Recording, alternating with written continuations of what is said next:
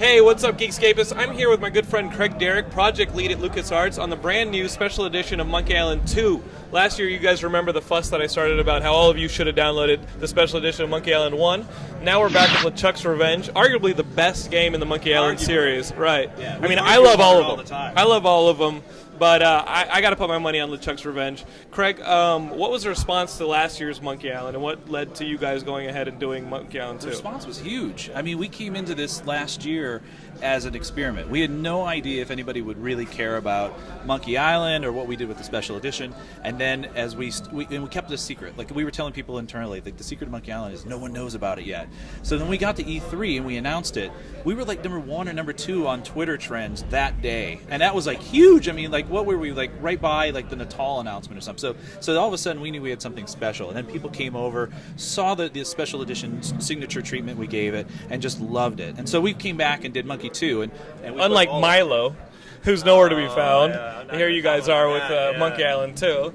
Well, when we started Monkey 1, I wanted to get to Monkey 2. Like you said, it's arguably it's a masterpiece. It's certainly I think the best in the series, and it's one of the top adventure games of all time. So my thing was, I want to make this game, but I got to make sure that first one's successful, and it was. I mean, everybody, like critics, it was commercially successful.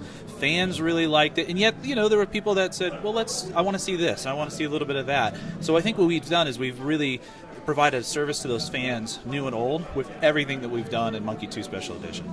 And last year you guys had some great stuff where you could hit a button to see the original artwork and play through the game that way. Yeah. In this game, you guys have added some more special features. What are some of those special features that you have in this special edition that's coming out? So the new features we've added are really a response to fans, and we've added direct control, which means instead of just pointing and clicking where I want to go, I drive the controller or the character around with the thumbstick on whatever controller you're using. Keypad, right? Yeah. So you feel like you're connected to that character, and then we've added this object highlighting. So when people were playing the game, and we had this hint system, we still have it. It's great, and it's a 3-tiered system. So it kind of gives you a little bit of a nudge, and then it comes right out and tells you what to do. But since this game is a puzzle game, and it's about finding objects and using those objects in weird and interesting ways. And if you can't find those objects in the scene, then you can't really play the game. Right. So once the hint told you where to go, you still have to find sometimes a needle in a haystack. So with this object highlighting, it just brings those objects into the foreground. Like, you're like, okay, there it is. So we've added that. Then we've taken the 9-verb interactivity. So when you look at the classic game, you have 9 verbs to choose from. Even in the first special edition, you'd bring a display up, and there's the 9. We found that there was a lot of red herrings there, right? Like, it's really trial and error. So now when I hover over an object, I press the right trigger, and it brings up just the best choices for that object. And if there's like funny little asides that are just there for the humor, those are there too. So you can go and see something that's only 1 verb or all 9 possibly, but it's all there. And those are just the enhancements to the original features. Then we've created 2 more really special bonus features. We got the original creators, Ron Gilbert, Tim Schafer, and Dave Grossman, to come back and record all this great developer commentary. So they talk about characters, the origins of puzzles, what it was like to work together, and it's spread out throughout the entire game. And then lastly, we went back through the archive and found many of the original background pieces that were used for it, and we included all of the new redesigns of the characters in there. So as you go through the game and solve puzzles, you start to unlock this concept art, and what you're building is sort of this virtual art of Monkey Island within the game. So then you can go back and just look through all that. So I think we've really plussed this thing out. Plus, you've got all those other features from the special edition.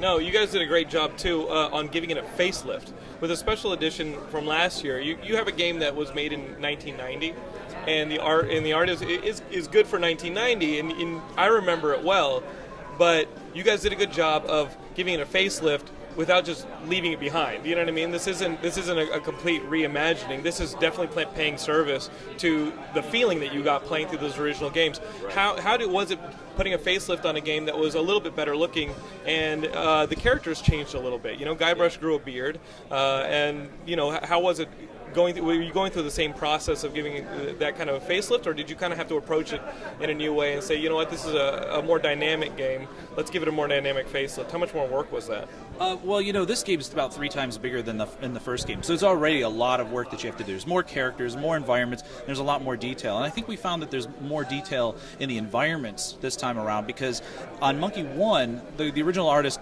painted in pixels, and Monkey 2, they used marker and they used paint, and then they took those images and scanned them, so they had a little more detail in them. We wanted to bring out the color and the tone of those original pieces, as you'll see. We wanted to carry over some of the brushstroke work and the hand-painted feel from the first game into it.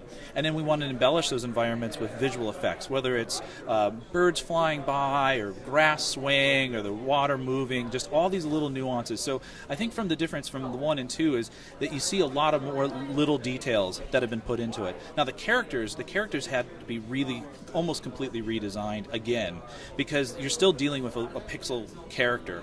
Now with the case of like Guybrush, we had a lot of response, good and bad, on our last Guybrush, mainly his hair and some of the other things. But that character evolved throughout the other series. He's more of a tall, slender guy, blonde hair. When you look at the original sprite, he's really kind of still a squat, kind of brown-haired guy, and you're like, well, do we stay really true to that, or do we really kind of take it where the character's gone? And so we chose to make some changes with that character again. But I think you can see that it's an evolution from what we did with the first special edition and where the character of Guybrush goes throughout the series. Before you show us a little bit of demo, we got to talk about something that once the game is done, it still sticks with you, and that's the Monkey Island music. It's one of the greatest parts about the franchise is just how iconic the music is. I remember the Monkey Island 2 music being pretty complex, and there was a complex system about it. Different things that you would do as a player would trigger different parts of the soundtrack. Translating that kind of a complex system to the special edition, did you guys just scrap it, or did you guys actually pay service to it and say, you know what, we're going to do what they did and just make the dive and invest in making that dynamic soundtrack part of this special edition? We had to make it a dynamic music system. We had to really pay service to what the hard work that was. This was iMuse was its sort of premiere in Monkey 2, and it's a very complex system, and it's really about dynamic music using MIDI and changing kind of tone and key and tempo as you go from room to room. Because if you go from a place that's kind of a silly room and there's a lot of activity going on, and then you go into a moody place that maybe has some skulls, you want the music to segue, but the tone's completely different. Right, and you have to have that because that's part of the game. That the music is layered on there. I can tell you that, like on the original Monkey Island Special Edition, I think we had about 15 tracks of music that just played. So it's kind of like just played as like an MP3. If we were to do that for this music, it would probably be like 60, 70 tracks. I mean, it's just there's so many different nuances and changes within the tempo and the beat of the music, just to have that more dynamic feel. So we tackled this in 2 ways.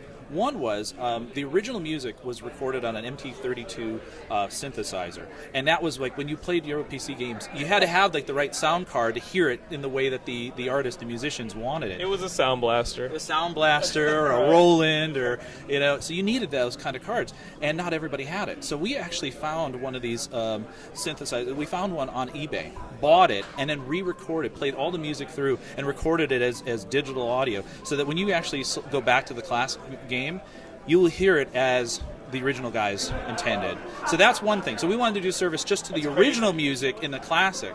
Then we had the real effort of, all right, now we had live instruments last year for the music, and that's expected again today for the Monkey 2 Special Edition. So we're like, now we have to figure out how we're going to do it. So we created these long looping streams that then have cues that have beat syncing attached to it. So now when I move in through a room, it finds the tempo and it changes dynamically. It's a different way to tackle iMuse, and I wouldn't call what we've done iMuse, but it really services it, and I think we've done a great job, and you'll hear it in a second. Wow. All right, well, what are you going to show us today? I'm going to show you a lot of different things. I'm going to show you everything I've just talked about. Right.